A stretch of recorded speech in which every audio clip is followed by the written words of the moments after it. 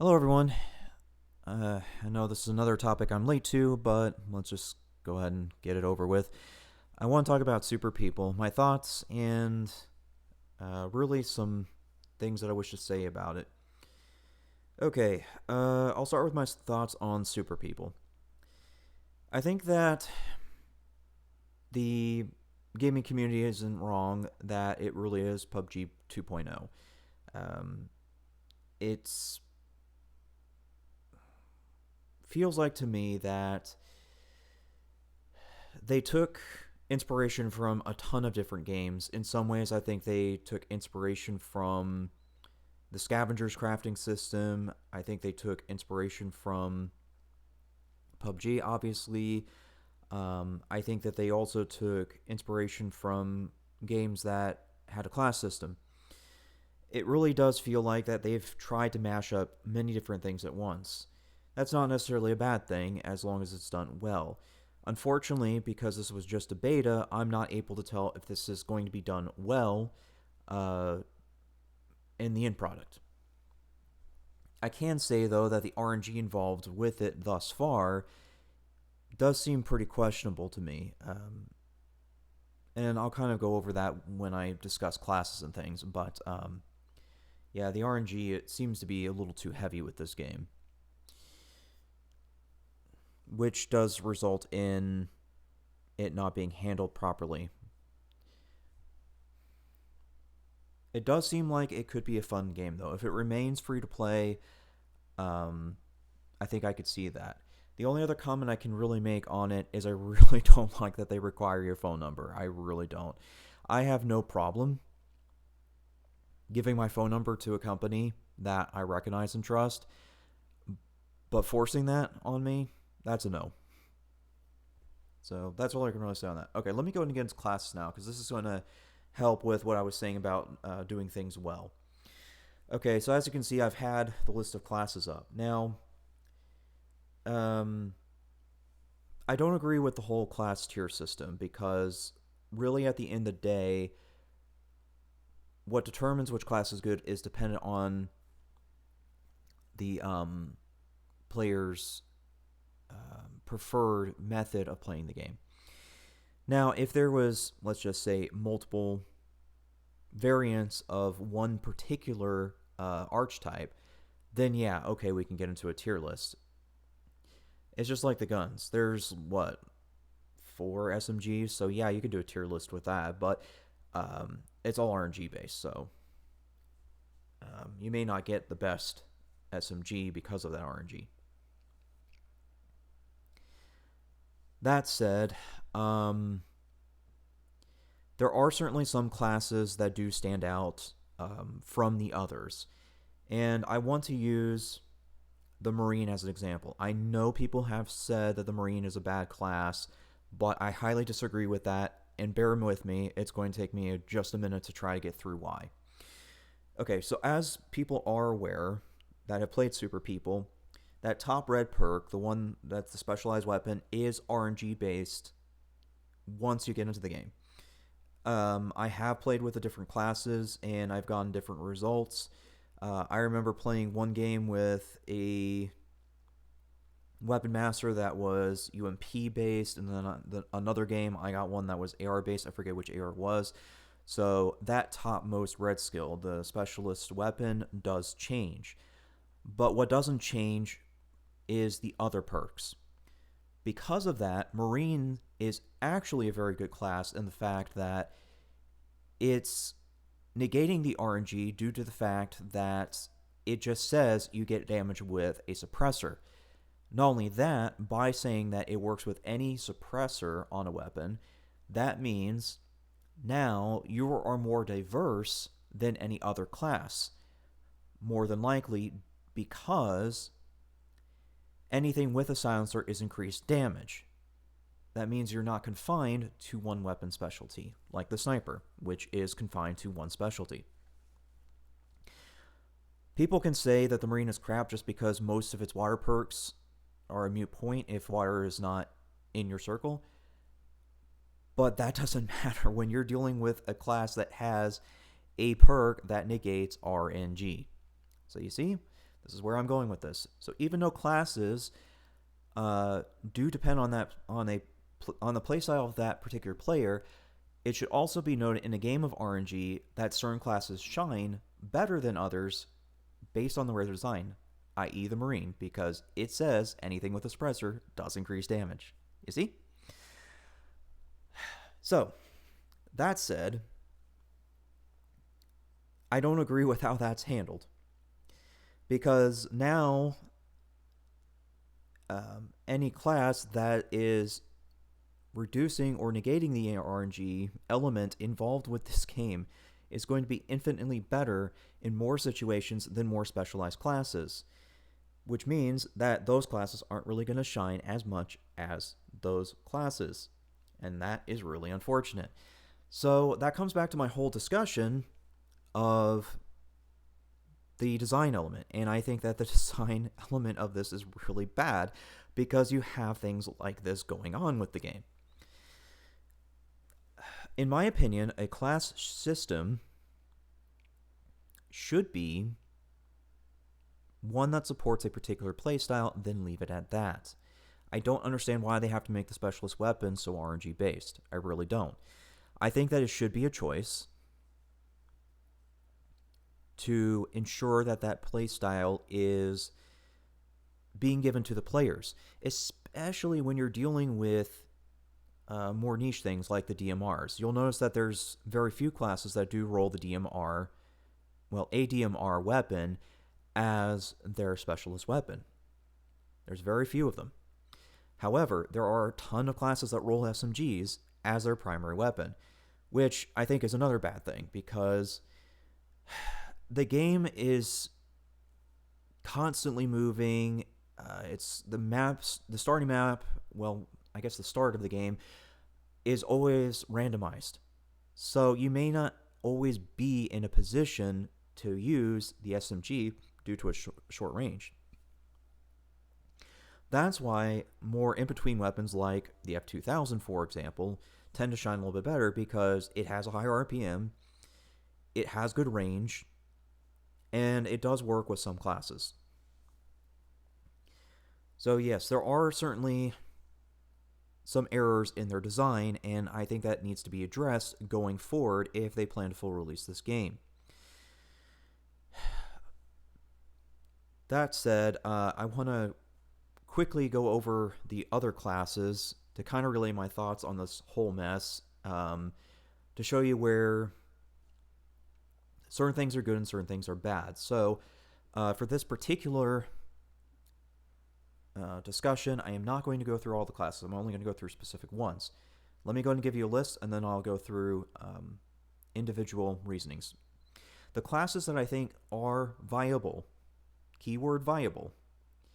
I mean, sure, you can play them, but I'm talking viable in terms of winning a game, consistently viable. Those classes are going to be Driver, Marine, Sniper, Teleporter, Strike Force, Nuclear, and did I miss anyone? Seeker, yeah. I knew I was missing a class there. Okay. Let me go over individual reasonings for each class now to relay why I'm saying this and then give those thoughts to you. I'll leave Teleporter at the end because this is going to be the best example of why I think things are a mess even further more than what I was just saying. Okay. As I mentioned, the Marine is really good at negating RNG because of the fact that it works with any suppressor, which you can get by your personal loadout box. Now, with that being said, I'm gonna skip over Marine. Moving on. Okay, Driver. The reason Driver works really well is because it has resistance to nukes, explosives, and being damaged by vehicles. In addition to that, it can call a vehicle, which means that you can drive around in that vehicle at the end circle and either ram people or avoid people at all costs because that particular vehicle it calls has such a high HP value that you can just wait it out in that last circle if need be. Just wait for people to kill each other, keep driving around, they can't do much about you. Unfortunately, it's a gimmick, and I don't like that it's that much of a gimmick to where it can literally hide in a vehicle and wait for people to do their own thing. I really don't like that gimmick. But unfortunately, that's where we're at with this. For that reason, Driver is going to be more viable than the other classes in terms of getting win. Okay, moving on to... let's do Sniper. Yeah, Sniper is viable because of the fact that it's specialized towards long-range combat. But that viability is taken away by the specific nature of its class. Because it's so specific to certain things, it really can't be as versatile as, say, the Marine, which, as long as it slaps a suppressor on something, it just does damage. So, yeah, the Sniper can be viable, is just not going to be as viable as the other classes due to the specific nature of its thing. And there is one other problem that exists with the Sniper, and I'll go over that with the Teleporter here in a bit, but there are certainly some things that take away from this class being as viable as the other classes. So, but if you are going to use a class that's not bottom of the barrel, it's going to be the Sniper. It's certainly not going to be top tier in my book, as people would put it, but it definitely is not bottom of the barrel, is my conclusion with the Sniper. Okay, moving on to, which one is it? Oh, yes, let's do Nuclear. Okay, Nuclear is viable regardless of the RNG because it gets an RPG and a nuke. I have seen plenty of YouTube videos on tier lists, and they specifically state that the Nuclear is higher on the list in squads, but lower on the list in solos and duos, and I disagree with that wholeheartedly. You will find campers in any mode. That is a constant of any game. It is not unique to super people. Nuclear is the best anti-camp machine of the game. In addition to being an insanely good anti-camper, there is one other bonus it gets, and that's hipfire accuracy. Even if you don't get your weapon specialization weapon, you still have your RPG, your nuke, and hipfire accuracy, which in turn makes you better at TTK. This is a discussion I've had with Call of Duty data before, but really it applies to any game. If you can hipfire accurately, you negate a portion of what's called true AD or true TTK. True TTK is when you combine all the factors involved to start the time to kill. That's going to be your ADS, sprint to fire, and things like that. If you're not moving, if you're talking like stand-up combat, then your your TTK starts the second your ADS time is done. In some cases, that could be 400 milliseconds. Well, having hipfire accuracy avoids true TTK and goes straight to raw TTK. That's what makes this particular class a little bit insane. Nuclear is extremely viable. Honestly, I put it up there with Marine. I know people are going to trash Marine all day and saying that Nuclear is really for squads, but it's really solo and it's a really good class.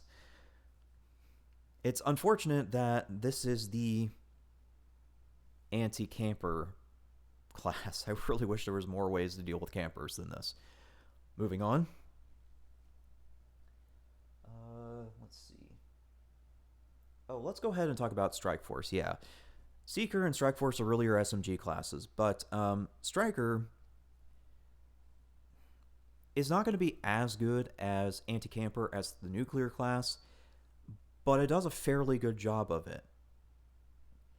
So the crown goes to Nuclear, but a runner-up would definitely be Strike Force. That's because its skill causes you to run insanely quick. That makes it possible to rush enemy snipers that happen to be camping far away, assuming that you're out in open terrain. Because you need the space, the cover, and a whole bunch of other factors involved. But in open space, you should be able to weave between rocks, trees, and other things to get at snipers. And when you're running at 200% movement speed and having a very high jump, that makes it insanely hard for a sniper to aim at you. However, there is an issue with this. And why I say that this is not as good as an anti-camper as nuclear. It's because it fits an aggressive playstyle, which most, well, I should say some. Let me rephrase that. Some players don't have an aggressive playstyle. That's why nuclear is much better, because it suits aggressive or less aggressive playstyles. Therefore, Strike Force is not going to be the anti-camper that nuclear is. Okay? Seeker. Now, I have seen this being an S tier on multiple lists on YouTube, and I get it. They put an S tier because of its talents and, of course, its skill, whatever. At the end of the day, it really is an alternative to Strike Force,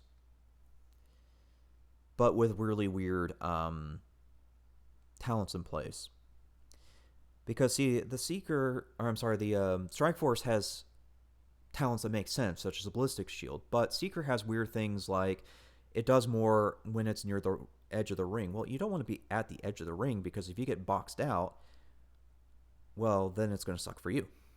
You're likely not going to win that game if you get boxed out or pinned. For this reason, I don't really see the Seeker as being S tier. I think that belongs to Strike Force because it has ballistic shield, and it doesn't have talent specific to being near the ring. And while you could argue that, the skill's really good, at the end of the day, the Strike Force has a much better skill because it's both a jump and movement speed. Sure, you can do 3 rolls with Seeker, but it's not the same as doing a run and jump, which you can do really freaking good with Strike Force, I'm sorry. Not only that, Striker does have movement speed. For this reason, I don't agree with Seeker being S tier, simply because classes are tailored to playstyle, and because Strike Force does this whole SMG business much better, because it's a little bit more versatile. So, yet another design flaw. Moving on. Let's see, recovered, Seeker, nuclear, driver, Strike Force. Oh, yes. Okay, so teleporter. This is where design gets really bad in my book. However, Seeker is going to be one of the most viable classes, and I bear with me, this is just like the Marine explanation. It's going to take a little bit of explaining to help you understand why. Okay. So, teleporter is really weird in the fact that it has a faster revive talent, which makes it kind of a medic, but it has a specialist weapon roll possibility in snipers, such as the X40, I think it is, whatever its name is. That's really weird. If you're a medic, you're not going to be at a distance, so why in the heck would you have faster revive speed on something that's sitting at 200 yards away? That doesn't make sense at all. That said, however, I would hate for them to change the other stuff with it, because while that is the one oddity, everything else on it makes it really good. Namely, the reduced headshot damage. Unlike, I think it's... crap, somebody can correct me if I'm wrong. I failed to check prior to this, but I think it's... is it Shotgun Expert? It's not Shotgun Expert. It's got to be one of the other ones. But anyways, on one of the other classes, they have a talent that reduces headshot damage by a huge percentage, but it has a cooldown. The teleporter does not have a cooldown, and it's a lesser percentage, which means it has more uptime. It's 30% damage reduction on headshots. Now keep that in mind, because we have to go through the other talents to show you where I'm going with this explanation and why the teleporter is actually really good. In addition to its reduced headshot damage, it has a reduced time on healing items. Then we get into the really interesting stuff, such as doing more damage with bolt action semi-auto. Once you combine all of this, plus its skill, which can go in any direction, it makes it the perfect counter sniper. that is exactly why this class is a little bit better um, than the sniper. Because, like I said, the sniper is more of a specific class, whereas some of the other classes tend to be better in other areas, and it's not as specific. Teleporter is a case of that. If it's not sniping, it still has access to faster heals, reduced headshot damage. It's just like, what? Why would people put snipers so high on the tier list and teleporters so low on the tier list when you have all this going for you? The only class that can really survive a, well, I should say, has a really good chance of surviving a duel with a sniper is the teleporter because of its high damage resistance to headshots, because of the fact it heals faster, and because of the fact it can teleport in any direction. That means it can get access to areas that the sniper cannot, such as being on top of statues. Yeah, you can see where this whole thing about design flaw being a problem. Because there are certainly classes in the game that have similar functions, like the teleporter to the sniper, but do things a lot better because they're more diverse. That said, now I can give my thoughts on the whole thing. Okay, so, how to fix the class system? Well, that's really a dang mess. I think that in order to fix the sniper, I think that it should be more of a camouflage-based class than, say, the teleporter, which is more of a heavy sniper. I think that the sniper class should be more of an ambush person rather than the teleporter, which is going to be more of your standoff class. That's perfectly fine design, because now you have two different ways of handling the approach of that playstyle, the sniper playstyle, to the player base. Marine is actually, for the most part, well designed, other than the water perks, because, like I said, it's negating RNG. So the only thing I can really think of to kind of maybe make it a little bit better is, I don't know, make it a little bit stealthier. Maybe not as much of a camouflage style as the sniper, but maybe make it a little bit more harder to find or track or something. I don't know. That would be the one way I can think of to fix the Marine water perk side being completely mute during certain points of the game. Driver, that's a really easy fix. Make sure that there's more classes with high damaging methods against vehicles, or make sure that there are either weapons or items in the game that can deal with it. Because as it stands, the only things that can really put a significant dent in one shot, now multiple shots is a different story, but in one shot, the only things that can put a significant dent in that souped up vehicle is going to be the RPG from Nuclear, C4 from Marine. Which one is it? It's oh, I forget. I've completely lost. But anyways, yeah. So that needs to be addressed. I think. Yeah, and some of these other classes like Strike Force and Seeker, I think that needs to be relooked at, because there's so many SMG classes in the game. There's just one too many, and in this particular case, there's not really a clear choice between them. If there was, let's just say, well, let me put it this way. So, there's Strike Force, which is mobility. There's SWAT, which is, or is it called SWAT? Yeah, it's called SWAT. SWAT, which is basically your tank SMG class, so mobility tank. But then there's Seeker, which is really not doing anything different than those other two. In order for that to be, I think, better in my opinion, is to define it in some way that isn't one of those two. As far as I can think of at this point, at this hour, really, I can only think of one thing to do, and that is just to maybe make an combat engineer or something like that. One that deals with explosives, run in there, drop an explosive, promptly leave, and detonate, right? That would be another way of handling an SMG class. So I've been rambling on long enough. Let me finish this with one other thing. Okay, real quickly, I just want to mention Galahad. This is a game that's really not getting a lot of attention, so I want to quickly raise awareness to it.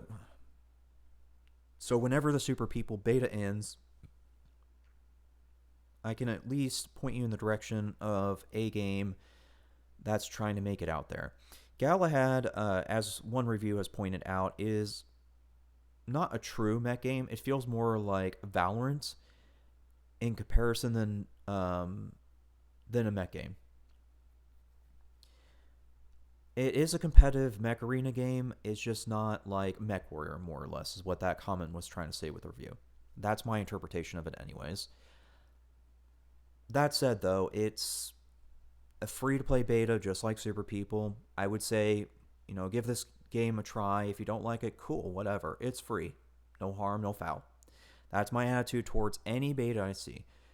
If I see something that's free to play, I'm playing it. Even if it's garbage, I'll still at least give it a try. That's all I have to say. Thanks for listening.